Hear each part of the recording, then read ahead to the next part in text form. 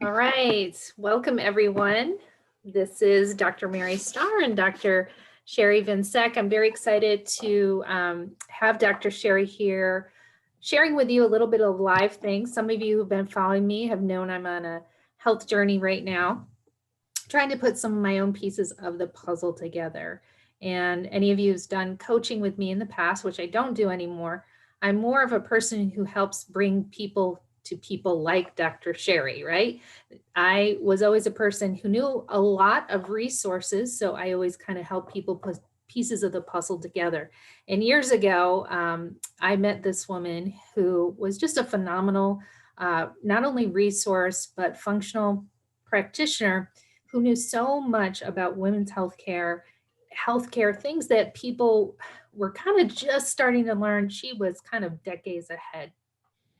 So Dr. Sherie and I met in Central New York, and I had some very difficult patients that I was working with at the time, and she was so gracious to kind of take them under her wing and to really help them get their health back and put those pieces of the puzzle together.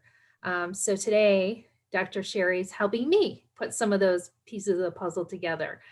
She currently lives in the California area, and she can tell you a little bit more about what she does. But I'm so grateful that she does these kind of teleconferences still, and which helps me to get access to great quality people like you. So, Dr. Sherie, tell us a little bit about your career and how you got into this kind of practice of integrative functional medicine.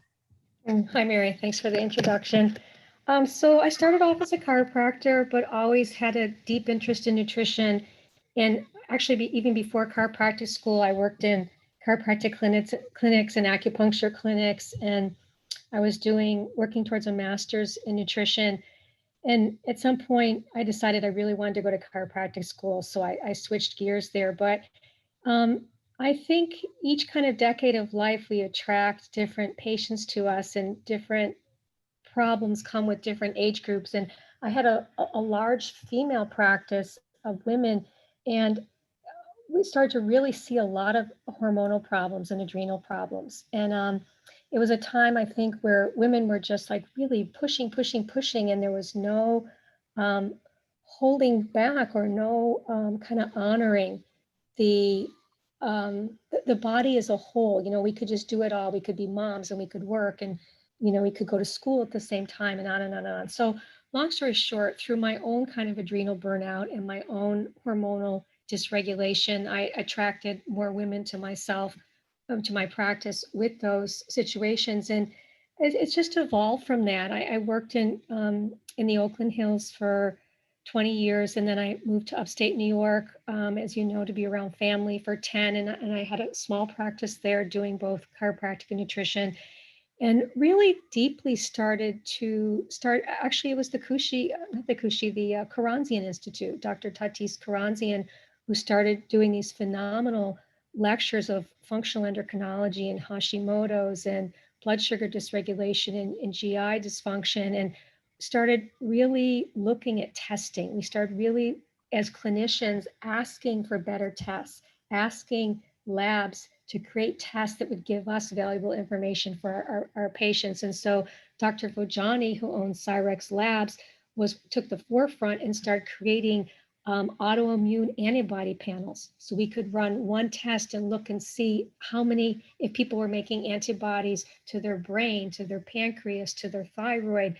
We started being able to look at big food allergy panels, looking at allergies to raw and cooked protein, which is completely different. If you look at an egg and you crack a raw egg, the white looks nothing like the cooked yolk. And so one can be allergic to cooked egg, but not raw egg, vice versa. And so, and then these hormonal panels looking at circadian rhythms of cortisol and estrogen and progesterone and DHEA and testosterone.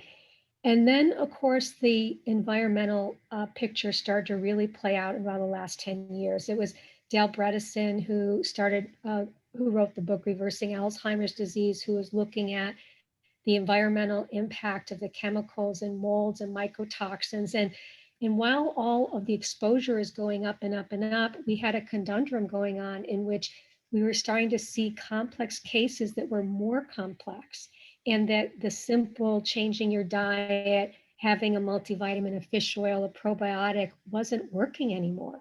Like people just weren't getting better. And so I think it's a sign of the times we live in, and the pollution that we live in, the adulteration of food, the introduction of glycophosphates has changed has been an endocrine disruptor. I mean, in 1997, I really kind of feel for the kids born after 1997, which my daughter was born in 1997. They deaminated wheat, which changed the processing of wheat. They added glycophosphates. They added aluminum into vaccines because of the big pushback of taking the mercury out. And so I think we're left now with people really struggling with their health, really saying, like, I'm doing everything right. Like, I'm eating organic and I'm exercising and I'm taking probiotics, but I'm still not feeling better. And so what I try to do in my practice is take the best of the testing, like whether it's the GI effects test we're going to go over today, or whether it's a mycotoxin test, or a non heavy metal chemical test, or even a heavy metal test. I mean, people walk around with mouths full of amalgam fillings that are leaking mercury day in and day out and aren't putting that connection together to their early cognitive declines or their early dementia. So it's helping people. I see myself as kind of the connector of dots of putting the puzzle together, saying, well, you have this host of symptoms. You've done all this. What's missing? What can we dig a little deeper and find and try to map out a plan to both identify your triggers and then get rid of what's either in your environment or change about what has changed in your body. Like on the stool test, we'll look at one of the primary markers is something called a secretory IgA, and that's your first line of defense in the gut. And if you don't have a first line of defense in the gut, that means you're very open to things systemically crossing your gut barrier, going back into circulation, and then being toxic to the system, because these are the things that should be on their way out. So Wow. be it stool, be it hormone, be it heavy metals, chemicals. I mean, the idea now is to just look at the biggest picture we can look at, cast the biggest net we can cast, and try to pull in what we can find. Awesome. Awesome. And so I started coming to you at 46 and, was having irregular periods. I've been having a rash that I've had for years and years and years, not itchy, but a lot of discoloration. I've had weight gain, and you really, we've done several tests together, hormones included, some blood work, looking even at my glucose levels, and you've helped direct me both nutritionally, exercise wise, and supplementation that's got me feeling so much more energy. It's got me going towards, especially when I follow directions, going towards the weight loss. And I just recently had a normal cycle period. So I forget when we started working together. I want to say it was in October, but it seems like a very short period of time. Plus, I moved across the country during that time. So it's a very stressful time. So I'm just so grateful for you. So tell us a little bit about the GI effects test and what we're about to look at. This is my test that that you thought would be a good idea for me to Right. So just to say, there's two GI tests, two stool tests on the market that I really love. One is called the GI map from Diagnostic Solutions, and then this test, the GI effects test. If somebody suspects that they have SIBO, the GI effects test has taken over 10,000 tests, and they put them into kind of an artificial intelligence algorithm to try to see if they can deduce SIBO. So it's a really good quick look to see if there's a potential for SIBO in a stool test. Let's tell our audience who doesn't know what SIBO is. So SIBO, let's see, it's an acronym SIBO, and it stands for small intestinal bacterial overgrowth. And it's when bacteria from the colon have migrated up to the small intestine and they're overgrowing. So they shouldn't be there. That's not their rightful home. And they're just kind of creating havoc. They're creating gas and bloating and discomfort. And kind of a heavy feeling, not being able to digest food well. And they also interfere with something called the migrating motor complex, the MMC. And that's when our bodies are designed that we eat like every, say, 5 to 6 hours, and there's a wave that happens. And so the food goes to the mouth and the duodenum and the stomach and the intestines and out. And that's a migrating complex, and it's controlled by the autonomic nervous system. And what happens with SIBO is that it disturbs that migrating motor complex. And so people tend to either get constipated, most generally, sometimes diarrhea, but there's another picture with SIBO that it can really interfere with the way your food should be actually moving through your body from mouth outward. So yeah, SIBO is in and of itself a very interesting syndrome. And there's a lot of information out there now. There's people that specialize in SIBO. So you can find all kinds of SIBO diets and SIBO supplements and things to do and stay away from on the internet today. Really easy. Cool. All right, so this one, the GI effects, so there's the GI map and then the GI effects. Okay. So this test, which I really like, is the first page is an overview. So they create these little columns of maldigestion, infection, inflammation, dysbiosis, and metabolite imbalance. And then they give you a score right off the bat as to the different things that showed up in the test. And then underneath it, it tells you what's off with an arrow, either up or down. And then underneath that, it gives you suggestions. And I really like that because the early stool tests, you had to fish and dig and you had to figure out what to take. Here, it's kind of a no-brainer. It's right there for you. So, we'll do the work into determining which of this group is the best, but at least it gives you a real quick upfront outline of how to address what's come up in the test. Excellent. Yeah, I love that too. I mean, I think even a lay person could say, oh, okay. Yeah. My big deal here is dysbiosis. And so like, why is that? And what am I going to do about it? Right. Downstairs, please. Thank you. I'm on live, please. Thank you. Okay, next. So we'll go to page 2. Okay. And this starts off with a really simple chart at the top that's commensal abundance. And this is commensal bacteria. So this is all the normal bacteria that should be in the gut. And then it gives you this kind of healthy cohort at 100%. And it has a little circle with you going 10% over. So right off the bat, that's telling us that you're making a little bit more bacteria than is normal in the gut. So that's kind of just a starter, just to begin the process. And then what they do is they create this dysbiosis zoning. It's called a dysbiosis pattern, and you fall into zone 2, and then it tells a little blurb to the right of it what you may find in somebody who falls into zone 2. And so this says this pattern of bacteria is associated with impaired intestinal barrier function, low fecal SIGA and EPX.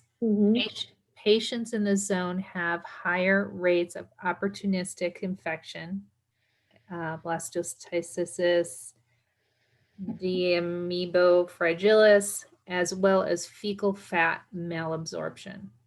Commensal abundance is higher in this group, suggesting potential bacterial overgrowth. Very cool. Yeah, and remember, this is really an algorithm of tens of thousands of past stools. So sometimes it's pertinent and sometimes it's not. Sometimes it's just saying, well, these are the things we find in zone 2. And when you go through someone's test, it may not ring true for them, but it's a basic outline. These are the possibilities of what you're finding. Okay. It takes a lot of guessing out of it. Very cool. Okay. And what is methane? Methane. Yeah. So with SIBO, there there's two gases that are formed. One is hydrogen and one is methane. And those gases come from different foods, and different probiotics and supplements are used to address those two. They've just found a new hydrogen gas called a hydrogen sulfide. So there are a couple new SIBO tests that will test these three tests. But when you go to like a hospital and you do a breath test for SIBO, you're going to look at your hydrogen and your methane scores. Okay. And so your methane score really is low, because as we go into your personal test here, it's not a worry for you. Okay. So the next page. So page 3, again, this is just looking at balanced bacteria in the green, and then borderline in the red. It just gives you a graph, another way of looking at what was talked about on the previous page. And then underneath this relative commensal abundance, there's a place that says healthy cohort with a black line going down. Okay. And you kind of want all of your bacteria to hit that one. And relatively yours is really good, Mary, because you hit the healthy cohort score. You have one bacteria that's a little bit high. And then you have one that's not growing out much at all, which is the methane Brevibacter, which you really don't want that much to grow out, because that creates methane gas, which is part of the whole SIBO complex. So the whys and the hows of everybody's commensal bacteria, remember there are hundreds of thousands of these bacteria, and this is just kind of taking the biggies, the big phylums, the Bacteriocides, and within each one of these phylums is thousands and thousands of bacteria. So overall, this is just looking at a cohort, and you're coming up really well in this category. Awesome. Okay, this is really the nuts and bolts of these stool tests, why I absolutely love them. This first measure is called pancreatic elastase, and this is an enzyme made by the pancreas. And although the score says it wants it to be over 200, ideally it's best around 400 or 500. Wow. So this is a low, and this is important because I do remember in one of our previous conversations, you telling me that you don't feel that good eating meat. And pancreatic enzymes help digest meat. So HCl in the stomach makes HCl, and the pancreas makes pancreatic enzymes. So this might be a reason for some of the other things we find in the GI effects test, but this is quite an easy fix. This is really taking a pancreatic glandular for like 3 to 6 months and really kind of boosting it up. Okay. Why the pancreas is low in producing the elastase, we don't know. You know, how long it's been like that, we don't know. We just kind of have to take the value for what it is, and kind of just give the pancreas a break by giving it some natural glandular. I like Allergy Research's pancreatic glandular for 2 reasons. One is because it's very, very pure, but also they give you the option of pancreas from pork, beef, or lamb for people who have different types of food allergies or may have. And then Integrative Therapeutics makes a product called Panplex 2, which supports upper pancreatic enzymes and then also lower enzymes for the lower small intestine. So that's kind of got a 2-punch to it. I like that one a lot too. The next part is good. This is a protein breakdown, looking at how you're breaking down your proteins. And although the pancreatic elastase is low, overall your protein breakdown is very good. Then it looks at fecal fat, it looks at triglycerides, long chain fatty acids, cholesterol, phospholipids, and all that's in a really healthy margin. So I would say that in general, you digest your fats well, and you're breaking down your protein, at least for these few amino acids that are tested well. The next group under that is inflammation and immunology. And this looks at big inflammatory markers. These are the markers you see high for people that have Crohn's disease or ulcerative colitis. And yours are really good and low. The calprotectin, the eosinophil protein X was so low they didn't even detect it. The next one is your fecal secretory IgA. And ideally, you want that one to be in the middle, and you don't want it to be too low and too high. And yours is good, leaning a little bit towards the higher side. And when you see it lean a little towards the higher side, you think about barrier protection, because it's the first line of protection for any kind of bacteria or virus or infectious agent in the gut. And if it's high, sometimes what's happening, or even a food protein that's not being digested well. I mean, we could theoretically have maybe some animal protein that's not being digested thoroughly because of the pancreatic elastase being low, but it speaks to the possibility of a little bit of barrier agitation. Okay. And that would come into play with skin stuff too, because the skin is a reflection of barrier. So When you say barrier, people might be familiar with like leaky gut. Is that's that right. okay? Yeah, that's very, so the leaky gut, the lining of the mucosa of the gut is lined with secretory IgA. And if that number got very, very low, that would mean that person would not have hardly any protection. They'd have a very leaky gut. And if this number was very high, it would say that something is provoking it to start to keep making the secretory IgA. The gut is recognizing some kind of infection or inflammation and trying to protect itself by making more and more. So Awesome. yours is a good number. It's slightly on a little bit of a higher side. So we'll just kind of keep that in the mix of everything else we're looking at. Okay. Have you been taking Enterovite for a while? Well, I think when I took this, I had not even started, or I had taken one, but I hadn't taken for, a couple of days or something like that. Okay. So I had recommended Enterovite as a supplement in a previous consultation. Enterovite is a short chain fatty acid. So I would say that you would not need to take that right now, because the short chain fatty acid production is very good, as you can see by your number. And then the three short chain fatty acids, butyrate, acetate, and propionate, those are also very good numbers. The propionate, really good numbers. Butyrate is a marker for colon cancer. And so when you see very low levels of butyrate, it's very helpful in this section here to help people supplement with extra butyrate, because it's what the colonocytes use to remake themselves day in and day out. That's how the colon repairs itself, is with butyrate. And I think you said something too about butyrate in terms of weight loss, or am I thinking wrong? Is butyrate anything to do with constipation, maybe, or maybe not, It may. It's not ringing a bell for me, but it may. or This energy?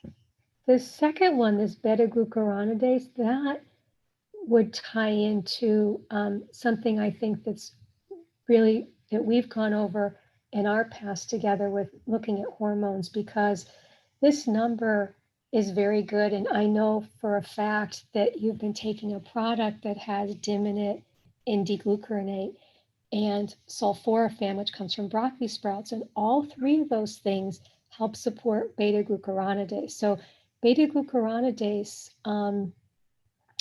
is an enzyme made in the intestines, but what it helps to do is it helps deconjugate hormones. So all of the estrogens and progesterone and testosterone, et cetera, that comes into the liver, this enzyme here has to break down. And if this enzyme is very, very high, then the body is making it, because you know that there's a hormonal burden. And my guess is if we had done this test months and months ago, this number would have been higher. I think this number is a good number, a little kind of on the high side, but because of the deglucuronate and the DIM, you're conjugating your hormones better now. I really think that this finding would have been much higher had we done this originally. Yeah, and that kind of correlates with my symptoms of having a lot of almost perimenopausal, mood, bad periods, to now I just had a regular period. I feel good. So that makes sense. And the skin, because when we're not ovulating or when we're having an estrogen dominant period, we're going to have more sebaceous activity. We're going to have more acne. And then, over the age of 35 to 40, we have anovulatory cycles. We still bleed, but we didn't ovulate. And so there's a hormonal disruption in that cycle. So that the Dimin deglucuranate's a wonderful product, and it really helps with these beta glucuronidases. Awesome. Okay. Okay, this next section is where people can really kind of go off the deep end, because everybody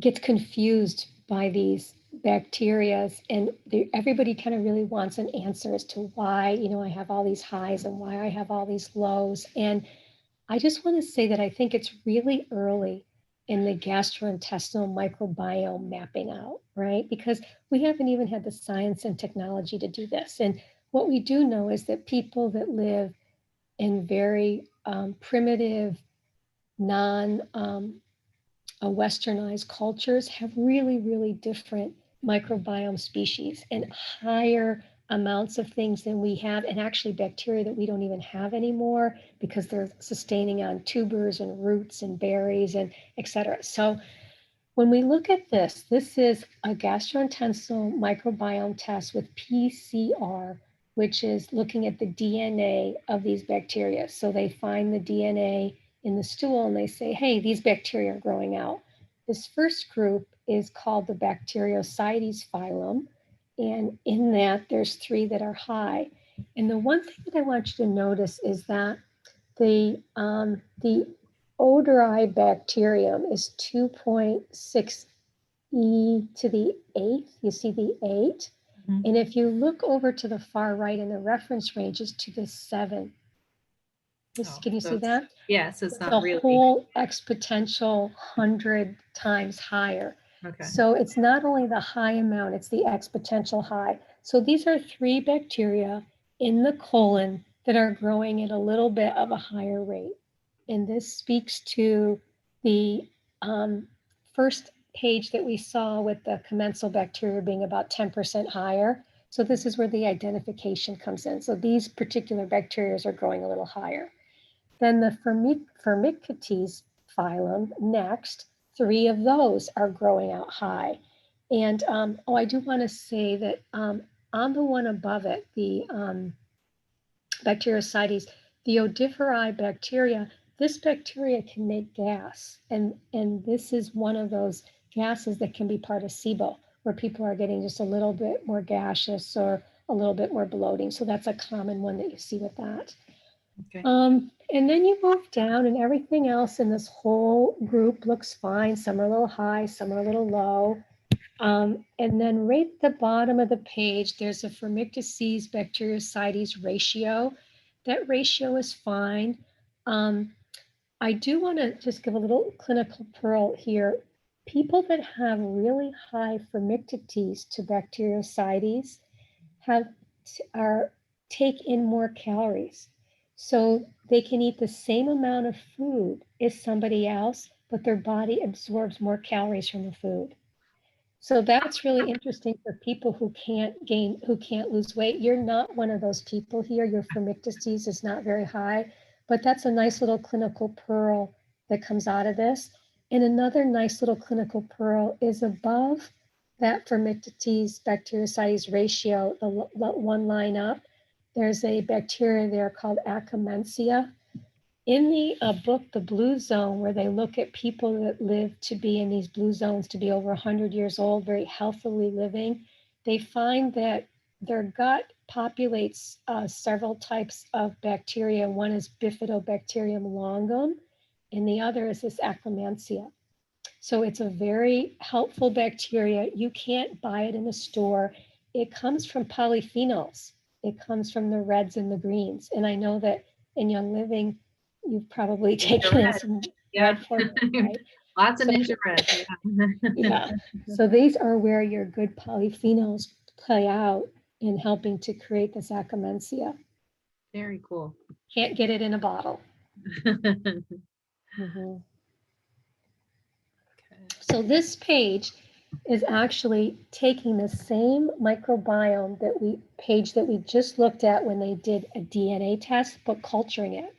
So they take some of the stool and they put it in Petri dishes and they look to see what cultures out. And the first group is things that you would normally want to culture out. You'd want to see good, robust lactobacillus and bifidobacteria, and even the E. coli in this group is fine. That MP stands for non-pathogenic. So these are the normal lactobacillus and bifidus. And you've got really good lactobacillus. A lot of people don't grow out lacto well on these stool tests because lacto grows out in the small intestines, and we're taking a stool, taking stool from the colon. And so by the time the test gets to the lab and they grow it out, a lot of times this doesn't grow out much, but you must have a really robust lactobacillus group in your gut because it grew out well. This next group, this additional bacteria, all of them are NP, so they're non-pathogenic, and the numbers are small, but this Klebsiella one is a 3+. At a 4+, that turns into being possibly pathogenic. And the other thing is there's 5 strands growing out here. And this tells us a little bit that there's a little too much bacteria growing out, which again goes back to that first page where showing you've got about 10%, and then you've got some bacteriocytes and Firmicutes. So there's kind of a common theme emerging through here that there's a little bit too much robust bacteria growing. So then we got to get to the why, right? And then this mycology culture is only +1, but again, there's some yeast growing out too. So there could be, there's a little bit of an overabundance of bacterial species and a little bit of a yeast. So I think the general concept is to kind of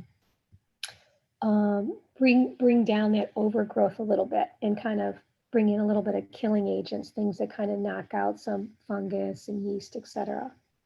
Okay. Excellent. This slide, now this gets into parasitology. You had none detected.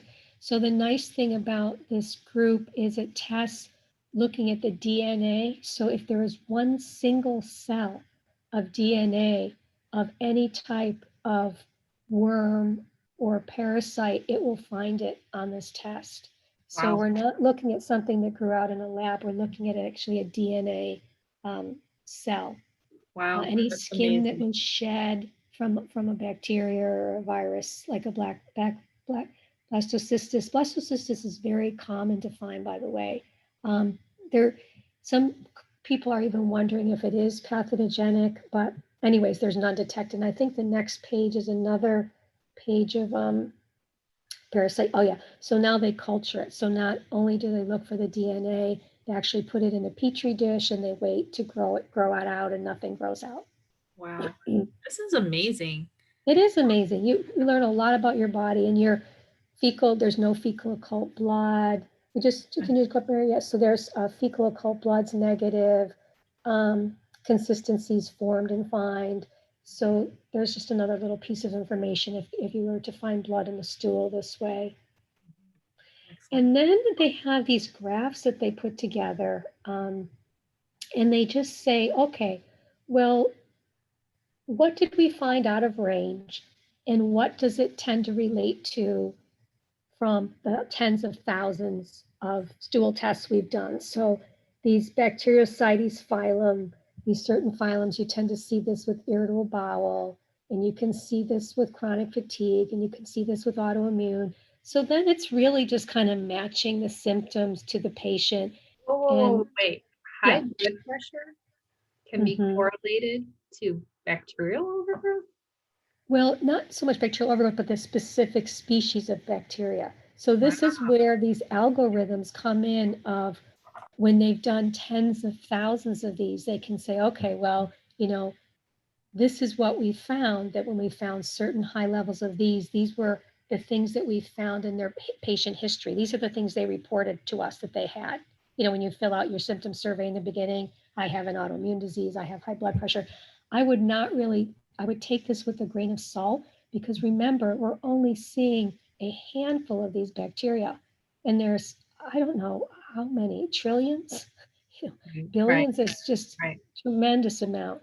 But if somebody had, like 2 or 3 autoimmune diseases, then I would say, okay, well, let's really look at these columns and let's see if there's any of these bacteria that are really, related to autoimmunity that we should think about how to bring down or what to do.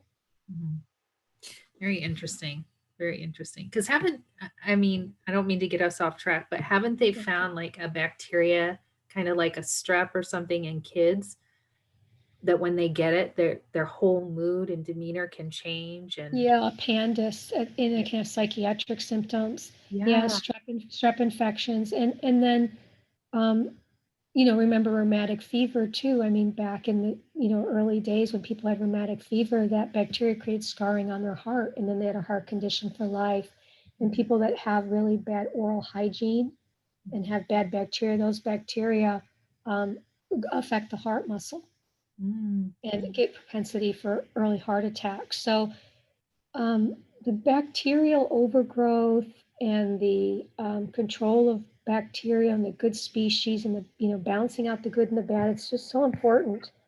And yeah, and this is what glycophosphates are knocking out, because glycophosphates are changing the the as they put the glycophosphate into the soil and it gets absorbed into the food, it changes its genome. So it changes the expression of the food. So the idea is this glycophosphate will repel insects, but it's repelling insects because it's a toxin. mhm, And that toxin is also killing the good bacteria in the soil, and it's killing the good bacteria in our gut. mm, So we are going to have generations of kids that are going to have really, really dysbiotic guts because of eating foods that are doused with glycophosphates. yeah. So, And and that's a type of pesticide, correct? it's a type of pesticide Like used, Roundup. Roundup on food purposefully. There's a really wonderful movie that came out that's on Prime, Amazon Prime Video. It's called Poisoning Paradise. Mm, And it's about the when the sugar cane and pineapple left Hawaii, they had vast amounts of land that could be used for scientific experiment, and biotech moved in, Monsanto moved on, and DuPont, and they've been doing experiments on the soil on Kauai, and the whole population of Native Hawaiians are getting really ill. All the kids are nebulizing, kids are having upper respiratory, they're all on inhalers now. It's very um, very disturbing, but something to see, because I think we all have to really be on top of these glycophosphates in our foods. That black beans are really high. Hummus has ridiculously high amounts of glycophosphates because it's used in the chickpeas. And even if the food isn't grown with glycophosphates, they can spray it right before they send it to mill. really, Um, but if it was marked organic, then we can assume that it doesn't have any. assume it's organic unless the wind blew.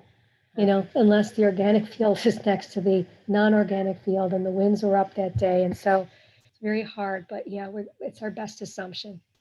Yeah. Wow. Right. Wow. Wow.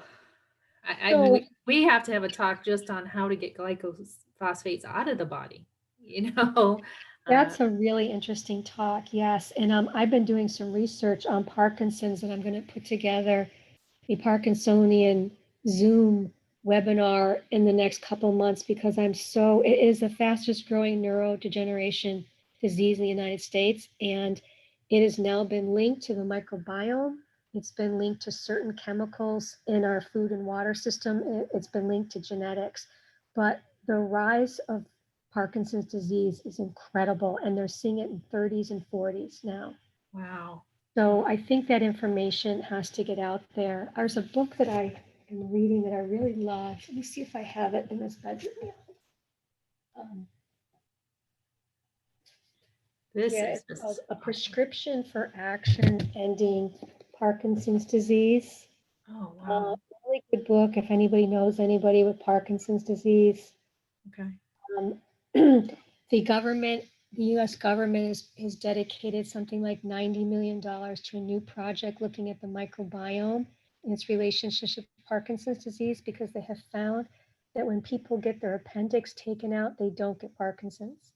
So Really? they think that there's a reservoir of bacteria in the appendix that's coming out via the vagal nerve and traveling from the gut up to the brain, crossing the blood-brain barrier and implanting some type of bad bacteria into the brain that is the initiation of Parkinson's. And for the US military to put this much money into studying the microbiome, you know that they're onto something. Yeah. Yeah. Wow. So incredible. So incredible, yeah. Yeah, this is so neat. And when I was kind of putting some things out and I had mentioned about bacteria and about how, they are finding, like you said, like Parkinson's, Alzheimer's, some dementias, like what will we find in the next 5 years or 10 years? Yeah. It's pretty amazing. It's really amazing. Is there anything else here that you find is important? I see the pancreatic elastase has, let's see. Is probably one of the biggest finders in our finding today. And I think that I kind of wish we had done xylin. So xylin is a protein that is a marker for leaky gut. Okay. I just didn't think it was on the radar, but that would have been something else to see. So your stool test as a whole, Mary, is it's not real definitive. It's not one of those you can say, okay, you've just got to do this. The Right. only thing that I can say that you've got to do is to start taking some pancreatic enzyme, just to give your pancreas a break, support the digestion of pancreatic enzymes with that. And the other thing too is, the glycan synergy by cofactors and coenzymes has been doing that too, which I think you also felt some benefits from. Yes. Let's go back to the first page. I'm finding I can't control that. So in the dysbiosis here, the total abundance is a little bit high, right? And so it talks about pre and probiotics, increasing dietary fiber, considering SIBO testing, increasing resistant starches, increasing fermented foods, and meal timing. Well, the meal timing between intermittent fasting and just trying to space out meals like, 4 to 5 hours to get that migratory motor complex. But the fermented foods, so I have a question. Do you eat fermented foods? I really haven't since we moved. So Mhm. I've been, 4 or 5 months, but I would keep a, thing of sauerkraut bubbles Uh-huh. there and try to have that. Prior to this test, I probably 3 times a week, I might take my Life 9, which is a probiotic. So here's where the quandary is. For some people with SIBO, adding in a fermented product just creates more gas. And for some people, bringing in probiotics just creates an overgrowth of more good bacteria when we kind of have too much bacteria to start with. So what I would do is I would not take any prebiotics or probiotics. I would take a Spore probiotic. I just heard about those when I Yeah, was because the studying. spore is different and it won't the spore creates an environment for your body to decide what bacteria it wants to grow. So it's not throwing bifidus, it's not throwing lactobacillus, it just creates an environment. So my favorite spore is made by Mega Mucosa Microbiome Labs. They've done a tremendous amount of research. They only have maybe a very small handful of products, and they have a research team. And also Claire Labs makes a good Spore probiotic, and Research Nutritionals makes a good Spore. But my favorite one is Microbiome Lab Mega Spore. And so I would switch to a Spore. You could try the fermented foods. This is where, actually, I think what I would do is I would do a Spore probiotic and I would not do fermented foods. And do you have gas? Yeah, I've noticed since COVID, like I'm really gassy since COVID. I Well, mean, could so it be this is like, how we'll play with it. So you'll just do simple things. We'll just do 2 or 3 simple things. We'll bring in a pancreatic enzyme, we'll bring in a spore. Try to have your meal timing, like we said, like at least 4 or 5 hours. We won't bring in fermented foods. We'll just kind of hold that as a second tier. Okay. And increasing some type of dietary fiber. And pure encapsulations has a really good, I'll find the name and send it to you. They have a really good fiber product because it has insoluble, soluble, and some polyphenols in it, which is really nice. I might have you look at our Juva Power too, because it's a fiber that has insoluble, soluble, and what was the third thing you said? It had some polyphenols in it, but you don't really, you get your polyphenols from your reds. It's not a big concern for you. Yeah. Okay. So yeah, if you have a fiber that you like, and a little bit of fiber, not too much, because again, the fiber will create an environment, and so we might get a little bit more gas because there might be a little bit of a war going on. So this is where I would bring in some kind of like low-grade killing agent. I would either bring in oil of oregano daily in a capsule, or and you could compare this with Young Living. Like Metagenics has a Candibacterin AR and BR, and one of them is more essential oils, and one of them is like, thyme, sage, oregano oil, and compare that and bring something in that just kind of lowers the bacterial overgrowth content and addresses that yeast that we found. Okay. And that's one of the protocols for early SIBO too, is just introducing a oil of oregano, and then another. The SIBO people tend to use the Candibacterin and Candibacterin AR from Metagenics. I also like Apex has a tub like Glycine Synergy, which is called GI Synergy.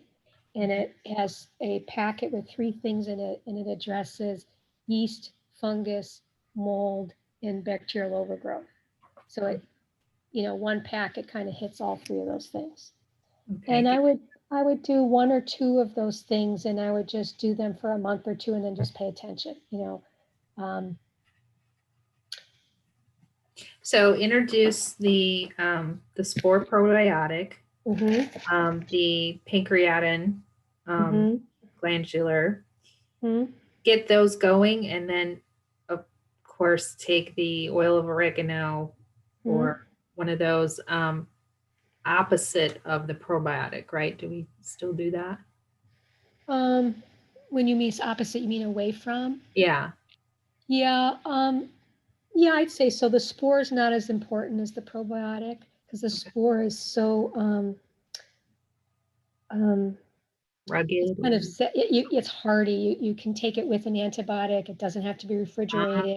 Yeah, it has a lot of qualities to it that are unique.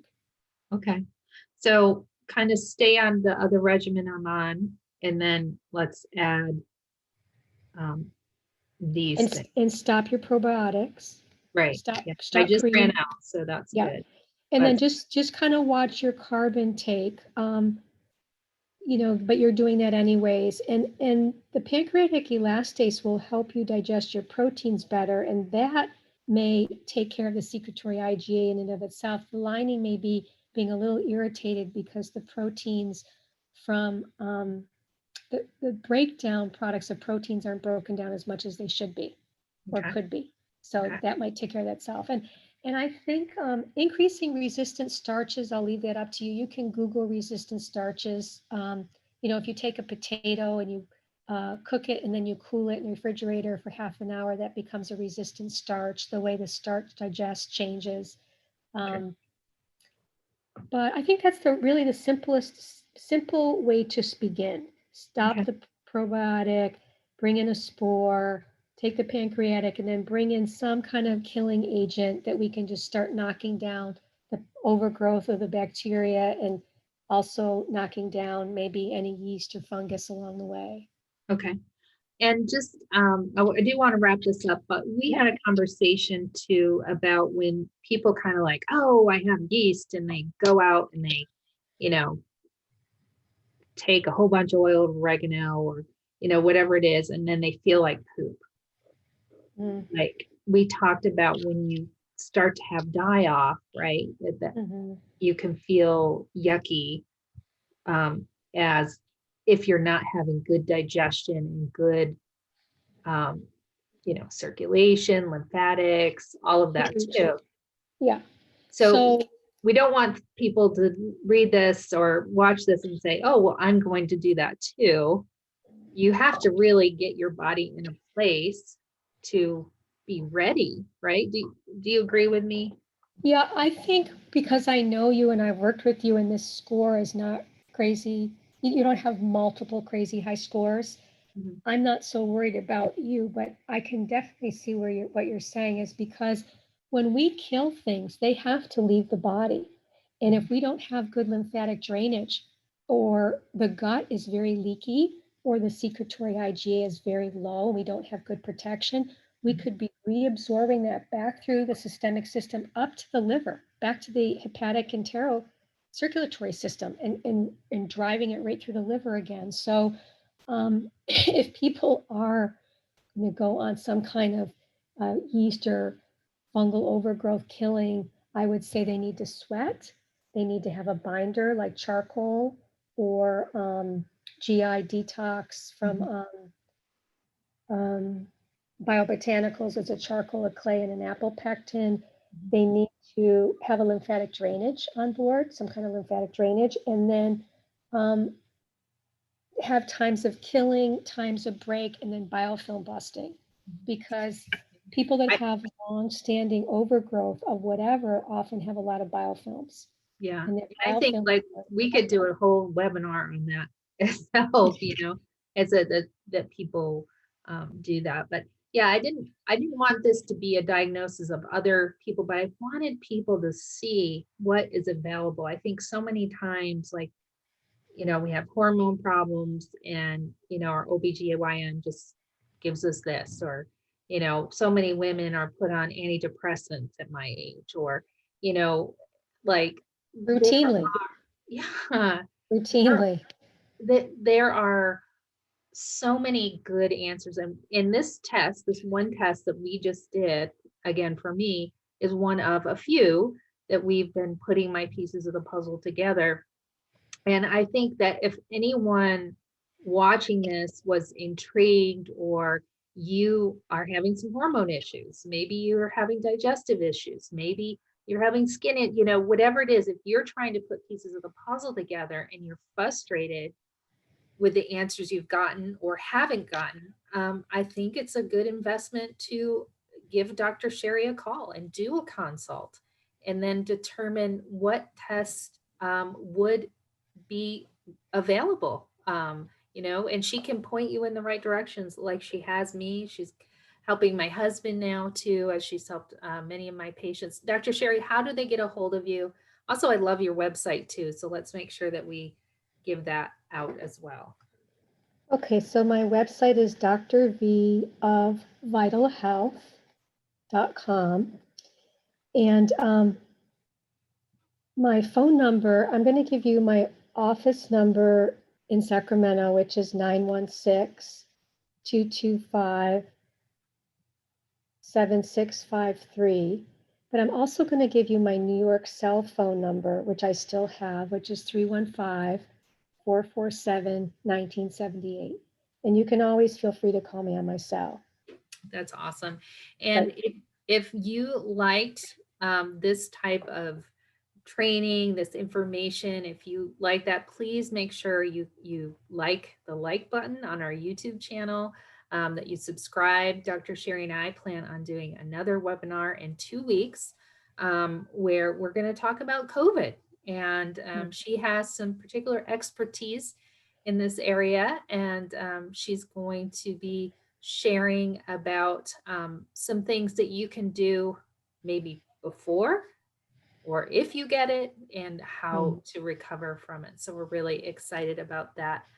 Um, Thank you so much, Dr. Sherie. I really appreciate You're this. welcome, Mary. Yeah.